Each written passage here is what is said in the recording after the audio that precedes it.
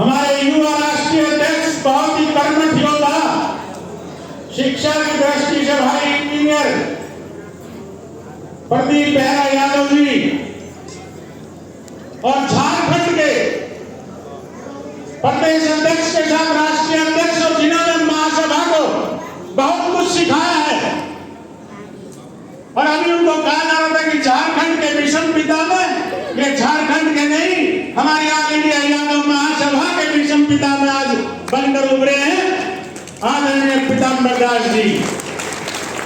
हमारे राष्ट्रीय महासचिव भाई मनोज यादव, हमारे प्रभारी झारखंड के राष्ट्रीय महासचिव प्रफुल्ल दास जी और सभी प्रदेशों से आए हमारे युवा अध्यक्ष, अन्य सभी पदाधिकारीगण, मातृशक्ति और पूरे देश से आई युवा शक्ति। आज एक बहुत बड़ी मांग हमारे समाज की पूरे देश के सभी राज्यों में जा चुकी और वो मांग है रेजिमेंट। मुझसे बहुत सारे लोग कई बार पूछते हैं, दूसरी जाति के लोग, कि आप यही रेजिमेंट की मांग उठा रहे हैं जो जातिवादी मांग है। लेकिन जब हम उनको पूरा अपना इतिहास बताते हैं, हमारा वो गौरवशाली शौर्य, बहादुर और कौशल का इतिहास, तब वो कहते हैं ये तो 100% नहीं 500% जायज मांग है आपकी। और ना हमारी युवा शक्ति को पता इसके बारे में। जब तक हम हिंदुस्तान की 25 करोड़ यादव की आबादी के अंदर हम इस गौरवशाली इतिहास को लेकर नहीं जाएंगे, तब तक हमारे युवा को पता नहीं होगा, तब तक उसको इस लड़ाई को वो लड़ेगा कैसे। ये साल हमारे लिए बहुत गौरवशाली साल है। आज हम 100 साल मना रहे हैं, शताब्दी वर्ष मना रहे हैं, लेकिन उसके साथ हम हमारी 200 गाथाओं का भी एक बहुत बड़ा 60 साल हम रेजांगला की उस लड़ाई के मना रहे हैं और कश्मीर श्रीनगर एयरपोर्ट पर जाने वाली उस बड़गांव की लड़ाई के भी 75 साल हम मना रहे हैं। आजादी से पहले और आजादी के बाद जितने भी युद्ध हुए देश की रक्षा के लिए, चाहे देश की आजादी के लिए, उसमें सबसे बड़ी अगर कुर्बानी किसी ने दी है तो वो अहीर ने दी है, वो यादव समाज। 1639 के अंदर करनाल के अंदर राव बाल किशन के नेतृत्व में 5000 अहीरों ने नादिर शाह को छक्के छुड़ा दिए थे। 1803 में जब मराठा और अंग्रेजों की लड़ाई हुई तो राव तेज सिंह मराठाओं के साथ जाकर पानीपत के मैदान में डट गए थे और वहीं से अंग्रेज हमारे बैरी हो गए। हमारी भक्ति पर उन्होंने रोक लगा दी, इसको बाकी कौम घोषित कर दिया। और फिर आया 1857 का वो पहला संग्राम, रेवाड़ी में राव तुलाराम के नेतृत्व में 5000 लोगों ने नसीबपुर का मैदान, उस मिट्टी को अपने खून से लाल कर दिया। 1857 में सबसे बड़ी कुर्बानी अहीरों ने वो दी और वहां से जब रानी ने 1858 में नया डिक्लेरेशन जारी किया तो उन्होंने हमारे को बाकी कौम घोषित करके हमारे पर पूर्ण प्रतिबंध लगा दिए और जो जाति उनकी वफादारी में खड़ी थी उन जातियों की रेजिमेंट बनाई गई। लेकिन अहीरों ने कभी देशभक्ति की भावना में कमी नहीं आने दी। आजाद हिंद फौज नेताजी सुभाष चंद्र बोस के नेतृत्व में जो लड़ाई लड़ी उसमें भी अगर सबसे बड़ी भागीदारी की तो वो भी अहीरों की थी। ये मैं नहीं कोई अपने उससे कह रहा, ये इतिहास के आंकड़ों में लिखा हुआ। अंग्रेजों को जब जरूरत पड़ी पहले विश्व युद्ध में तो वो अहीरों के पास आए कि आप हमारे साथ लड़ाई लड़िए और पहले विश्व युद्ध में 19,000 से अधिक अहीरों ने भाग लिया और उन दुर्गम परिस्थितियों में जो मेसोपोटामिया के टीले थे, अफ्रीका के जंगल या गैलापोली का वो चट्टानी इलाका, अहीरों ने अपनी बहादुरी से, वीरता से, रणकौशल से साबित किया कि हमेशा से ये वीर ही सबसे बड़ी लड़ने वाली कौन है। इसीलिए जब सेकेंड वर्ल्ड वॉर आया तो अंग्रेजों ने और भर्तियां की और 42,000 लोग हमारे उस लड़ाइयों में लड़े। सिंगापुर में, मलेशिया में, म्यांमार समेत अनेकों इलाकों में उन्होंने ऐसी फिर बहादुरी दिखाई कि हमारे कैप्टन उमराव सिंह जो हरियाणा के थे, उनको उनका सबसे बड़ा विक्टोरिया क्रॉस हासिल हुआ। और जब देश आजाद हुआ तो ये वीर कौम, ये यादव कौम का लगा कि अब तो हमारा देश आजाद हो गया और अब हमारी अहीर रेजिमेंट बनेगी। लेकिन अहीर रेजिमेंट नहीं बनी, क्योंकि जो नेतृत्व था हमारा राजनीतिक उस वक्त, उसमें ऐसे लोग बैठे थे जो अहीरों के दुश्मन थे। एक 19 हैदराबाद रेजिमेंट थी जिसने लड़ाइयां लड़ी, उसमें मेरे दादाजी भी थे। उस रेजिमेंट में एक तिहाई हिस्सा अहीरों का था, एक तिहाई जाटों का था और एक तिहाई कुमाऊं का था। जवाहरलाल नेहरू ने कहा अहीरों की रेजिमेंट बना दो, कुमाऊं की अलग बना दो और जाटों को इनकी बनी हुई है उसमें भेज दो। लेकिन जो गोविंद वल्लभ पंत उसमें गृह मंत्री थे, उन्होंने कहा कि अहीरों की बनाने की जरूरत नहीं है, कुमाऊं की बना देते हैं, क्योंकि वो कुमाऊं क्षेत्र के थे। और उस रेजिमेंट में आप अन्याय देखिए अहीरों के साथ। उस वक्त अहीरों की आबादी 8 करोड़ और कुमाऊं की आबादी 8 लाख। हम 100 गुना थे ज्यादा उस क्षेत्र से। और उस रेजिमेंट में 75% हिस्सा तो कुमाऊं के लोगों का और 25% हिस्सा सिर्फ अहीरों का रखा गया। लेकिन उस 4 कुमाऊं के वीर अहीरों ने आजकल आप 370 पर सुप्रीम कोर्ट में मुकदमा चल रहा है, तो बहुत सारी चीजें आप अखबारों में पढ़ते होंगे। 26 अक्टूबर 1947 को कश्मीर पर हमला कर दिया पाकिस्तान ने, और उस वक्त कश्मीर ना भारत का हिस्सा था और ना पाकिस्तान का।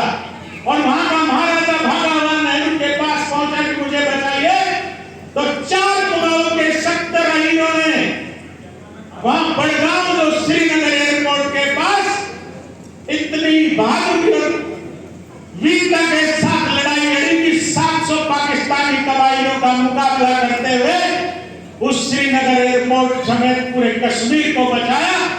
और अपने 70 लोगों ने शहादत देके वो 700 पाकिस्तानी मारे। और उनका जो कमांडिंग अफसर था, जो पहले ही मेजर सोमनाथ शर्मा, जो बहुत पहले घायल हो गया था, और उन्होंने कहा अपने अहीर साथियों को कि आप वापस चले जाइए, आप मुकाबला नहीं कर पाओगे। उस मेजर सोमनाथ शर्मा को पहला परमवीर चक्र हासिल हुआ और वीर अहीरों को 2 महावीर चक्र और 13 वीर चक्र हासिल हुए।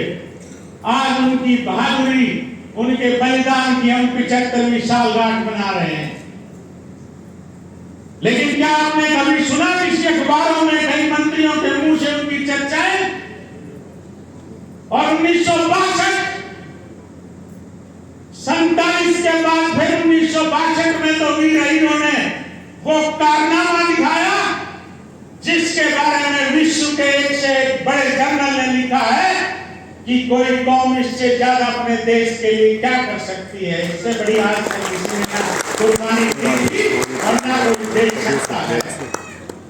124 थे वो, और 114 ने अपने छाती पर 100 गोलियां खाकर शहादत देने से पहले 5000 चीनियों का मुकाबला करते हुए 1350 चीनियों को मारा। और जैसे 1947 में कश्मीर बचाया, ऐसे वो 18 नवंबर 1962 को पूरा लद्दाख का जो हमारे हिंदुस्तान में है तो वो नहीं हो। और हम यहां बैठकर उनकी कुर्बानी को महसूस नहीं कर सकते। अगर हम उसको महसूस करें तो उस जगह को जाना पड़ेगा। भाई अभी बता रहे थे कि हमारे 4 धाम है। मैं कहता हूं हमारे 4 नहीं, एक 5 अहीरों का भी धाम है, और उस धाम का नाम है जो चीन बॉर्डर पर बना हुआ है,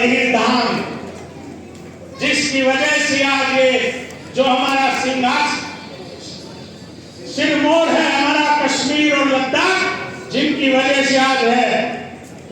और मैं बड़ा सौभाग्यशाली हूं कि मुझे 2 बार उज्जैन धाम पर जाने का मौका मिला। वहां पर जब सर्दियों में तो -40 डिग्री टेम्परेचर और सिर्फ 25% ऑक्सीजन, जहां जिंदा रहने के लिए इंसान को मशक्कत करनी पड़ती है, वहां पर उन वीरों ने अपने से 10 गुना ज्यादा लोगों को मारकर उस क्षेत्र को बचाया। और भारत सरकार ने तब उनको एक टाइटल दिया था, ब्रेवेस्ट ऑफ द ब्रेव, वीर अहीर। ये टाइटल भारत सरकार के रक्षा मंत्रालय से उन रेजांगला के शहीदों को मिला। और 1962 ही नहीं, 1965 का हाजीपीर हो, 1966 का नाथुला हो, 1971 का जैसलमेर हो, 1986 का ऑपरेशन श्रीलंका हो, संसद पे हमला हो, अक्षरधाम पे हमला हो या मुंबई में हमला हो, हर जगह इन्होंने अपना खून बहाकर इस देश की रक्षा की है। इसलिए वो अपनी किसी जातिवादी मांग के लिए वही रेजिमेंट की मांग नहीं उठा रहे, वो अपना हक और अपना जो देश के लिए कुर्बानी दी है उसका गौरव हासिल करने के लिए अपने हाई रेजिमेंट की मांग रहे थे। अरे जिस कौम ने आजादी से पहले एक Victoria cross, 2 George cross, 4 military cross और आजादी के बाद एक परमवीर चक्र, 4 महावीर चक्र, 4 अशोक चक्र, 32 वीर चक्र और न जाने कितने कीर्ति चक्र और सेना मेडल हासिल करे हों, ऐसी कौम इस देश के सिंहासन से अपनी रेजिमेंट मांग रही है। इस कौम का, इस देश की सत्ता का दुर्भाग्य है, इस देश के लिए दुर्भाग्य की बात। लेकिन हक उन्हीं को मिला करते हैं जो लड़ा करते हैं। हक मांगने से नहीं मिलते, हक के लिए लड़ना पड़ता है, संघर्ष करना पड़ता है। और जब हमारे देश का एक बार युवा यादव दिल्ली की तरफ कूच कर जाएगा तो कौन सा सत्ता, कौन सा सिंहासन उसकी बात को नहीं मानेगा। हम एक बार 2007 में मिला थे, शहीद धाम से उन शहीदों की मिट्टी लाकर सब जगह गए थे। लेकिन अभी 2022 में ब्रिगेडियर प्रदीप यदु जी और मैं वहां गए। उस मिट्टी को हमने पूरे प्रदेश में हमारे राष्ट्रीय अध्यक्ष और कार्यकारी अध्यक्ष जी ने हमारे सारे प्रदेश अध्यक्षों को वो कलश बांटा। आज में सारे हमारे युवा के अध्यक्ष आए हैं, आप इस कलश को गांव गांव लेके जाइए, अपने इस गौरवशाली इतिहास को बताइए अपनी कौम को, और उस कौम में जज्बा का पैदा करके उसको खड़ा करिए कि हम अपनी मांग के लिए एक बहुत बड़े संगठन जो आज ऑल इंडिया यादव महासभा 100 साल मना रही संगठन के साथ खड़े होकर एक बहुत बड़ी लड़ाई की आगे तैयारी करें। किसी बहुत बड़े कवि ने कहा है कि लहरों से टकराकर नौका पार नहीं होती और कोशिश करने वालों की कभी हार नहीं होती। जब तक सफल हो तुम, नींद चैन को त्यागो तुम, संघर्ष का मैदान छोड़ मत भागो तुम, कुछ किए बिना ही जय जयकार नहीं होती और कोशिश करने वालों की कभी हार नहीं होती, कभी हार नहीं होती। एक बार भी करिए, देखते हैं कौन सी सत्ता है जो हमारे ही रेजिमेंट की। और यही रेजिमेंट की मांग सिर्फ इसलिए नहीं कि हमारे शहीदों लोगों ने लड़ा उनके सम्मान, ये हमारे युवाओं के रोजगार से भी जुड़ा है। आपको ओबीसी आरक्षण मिलता है तो अगर कोई ओबीसी आरक्षण हासिल करने वाला गुजर जाए तो उसकी जगह सीट खाली हो तो उसमें कोई भी ओबीसी आ सकता है। लेकिन अहीर रेजिमेंट में अगर एक अहीर जवान शहीद होगा तो उसकी जगह भर्ती दूसरा अहीर जवान ही होगा। हजारों हमारे युवाओं को रोजगार मिलेगा, इस देश की सेवा करने का मौका मिलेगा, जैसे हमारे पूर्व सदियों से करते आए हैं। मैं ज्यादा समय लेके बहुत समय हो चुका, हमारे कार्यकारी राष्ट्रीय अध्यक्ष जी ने भी संबोधित देना है, पीताम्बर दास जी बोलना है। मैं इतना ही कहूंगा, हमारे राष्ट्रीय नेतृत्व जी बैठा है कि आज जैसी ये बहुत सुंदर जैसी कार्यशाला युवा की करिए, ऐसे हर 2-3 महीने में अलग अलग प्रांत में हम युवा कार्यशाला आयोजित करें और सभी जगह हम इस